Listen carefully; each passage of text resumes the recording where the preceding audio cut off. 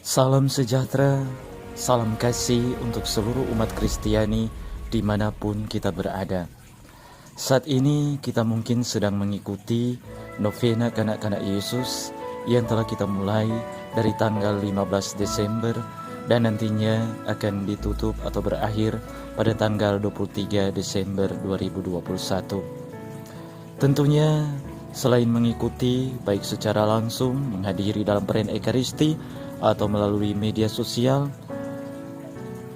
kita tentu bertanya-tanya dari manakah asal novena kanak-kanak Yesus ini.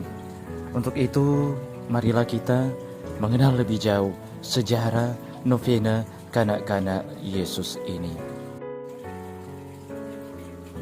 Para Bapak Gereja awali seperti Santo Athanasius dan Santo Hieronymus berdevosi secara istimewa kepada kanak-kanak kudus Yesus. Beberapa para kudus besar sesudahnya, diantaranya Santo Bernardus, Santa Teresa dari kanak-kanak Yesus, Santo Fransiskus Assisi, Santo Antonius Padua, dan Santa Teresa Avila berperan dalam mempopulerkan devosi kepada kanak-kanak kudus ini. Santa Teresa Avila bepergian dengan membawa serta patung kanak-kanak kudus apabila ia mengunjungi biara-biara lain. Sekitar tahun 1300-an, patung kanak-kanak kudus yang biasanya dibuat dari lilin atau kayu menjadi populer.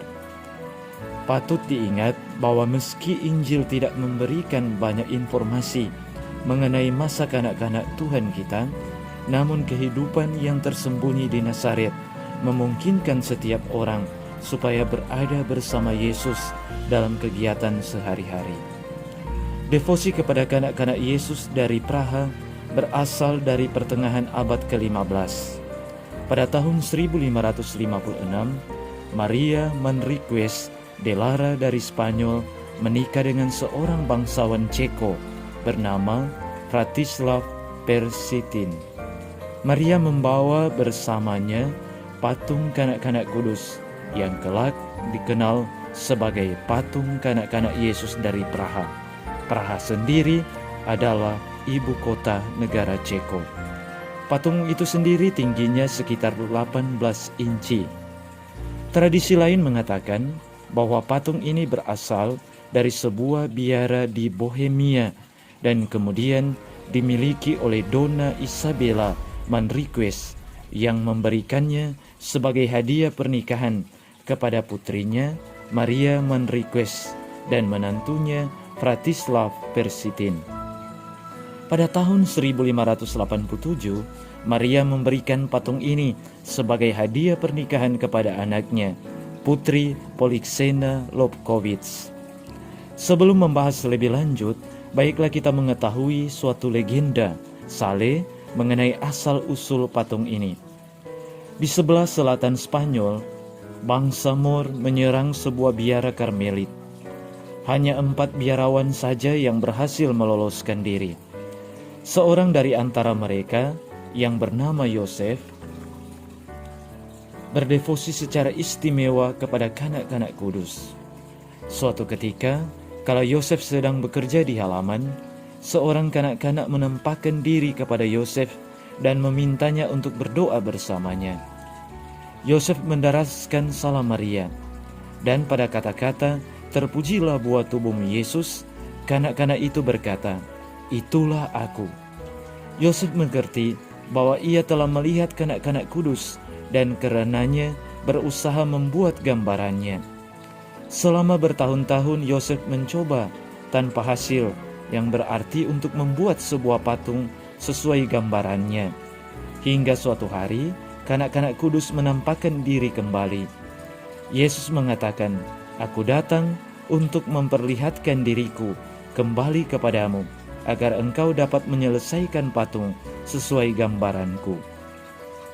Yosef segera memulai pekerjaannya, dan ketika ia telah selesai, kanak-kanak kudus menghilang. Yosef teramat lelah hingga ia tertidur dan tidak pernah bangun kembali dalam kehidupan ini. Kanak-kanak kudus datang untuk membawa sahabatnya ke rumah surgawinya. Entah apakah kisah ini benar atau tidak menurut sejarah, tetapi sungguh merupakan suatu kisah yang indah. Pada tahun 1628, Putri Polixena memberikan patung kanak-kanak kudus kepada Karmelit tak berkasut di gereja Santa Perawan Maria Pemenang di Praha. Katanya, "Kuberikan kepada kalian apa yang kuanggap paling berharga dari milikku. Simpanlah patung ini penuh hormat dan kalian akan berkecukupan." Pada tahun 1631, pasukan Swedia menyerbu Praha dan menghancurkan gereja-gereja Katolik. Para biarawan Karmelit terpaksa melarikan diri dari gereja Santa Perawan Maria Pemenang. Bala tentara Swedia mencemarkan gereja, merobohkan altar, dan mencampakkan patung kanak-kanak kudus ke tumpukan puing-puing hingga mematahkan kedua tangan dan jari jemarinya. Pada tahun 1638, para biarawan Karmelit dapat kembali ke Praha, ke gereja Santa Perawan Maria Pemenang. Walau melarat, mereka ingat akan pesan Putri Polixena. Imam Cyril menemukan patung kanak-kanak kudus terkubur dalam reruntuhan gereja. Ia membersihkannya, lalu menempatkannya di ruang doa mereka agar mereka dapat menghormatinya. Suatu hari, sementara Pater Cyril sedang berdoa di depan patung, ia mendengar kanak-kanak kudus Yesus berkata, "Kasihanilah aku, dan aku akan mengasihi kalian. Berilah aku tangan, dan aku akan memberikan kalian damai. Semakin kalian menghormatiku, semakin aku menghormati kalian." Pastor Cyril tahu bahwa ia harus mendapatkan suatu cara untuk memperbaiki kedua tangan patung kanak-kanak kudus. Tetapi ia maupun saudara-saudari sebiaranya tak memiliki baik keahlian maupun uang untuk melakukannya. Sebab itu, Pater atau Pastor Cyril memohon bantuan Bunda Maria untuk dapat menolong putra ilahinya.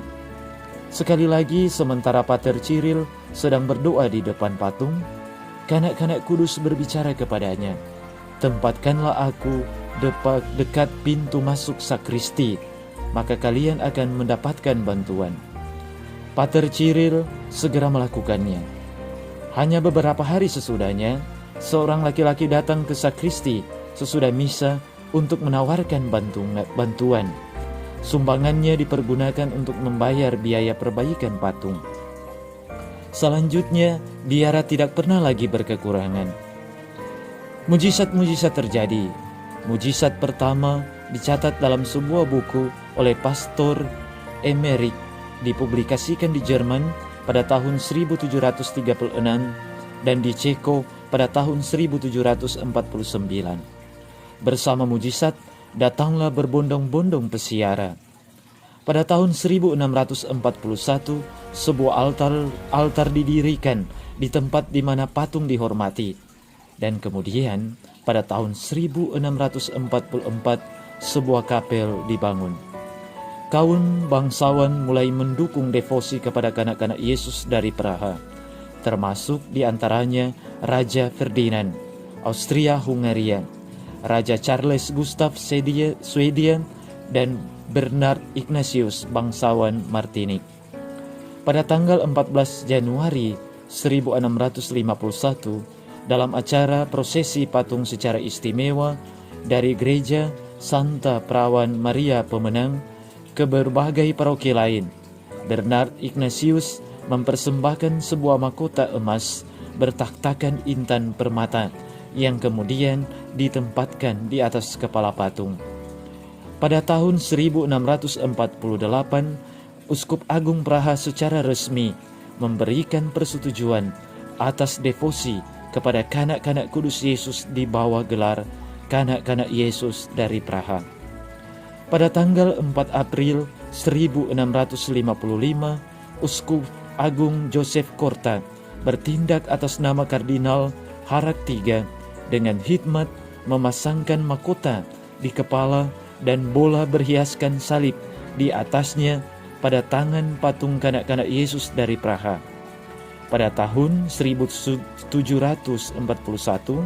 patung ditempatkan di kapel lain, di mana gambar Bunda Maria dan Santo Yosef ada di sisi kanan dan kirinya.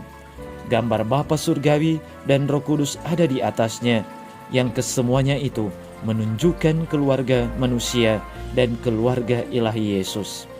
Sekitar masa itu, pada patung juga mulai dikenakan jubah yang berhiaskan amat indah.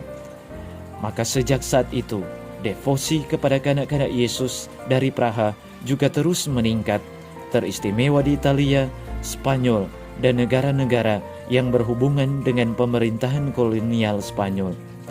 Devosi ini mengilhami kita untuk merenungkan masa kanak-kanak dan martabat rajawi Tuhan kita. Kendati berbagai kekacauan dan perang, patung ini telah terlindungi. Di samping itu, banyak mujizat terjadi sehubung dengan devosi ini. Semoga dengan devosi kanak-kanak Yesus ini semakin mempersiapkan iman kita, umat Kristiani dimanapun berada, untuk menyambut Natal dengan penuh istimewa, dengan penuh sukacita. Semoga hati kita semuanya menjadi palunan di mana Yesus boleh lahir dengan penuh sederhana, dengan iman yang penuh sukacita. Salam sejahtera.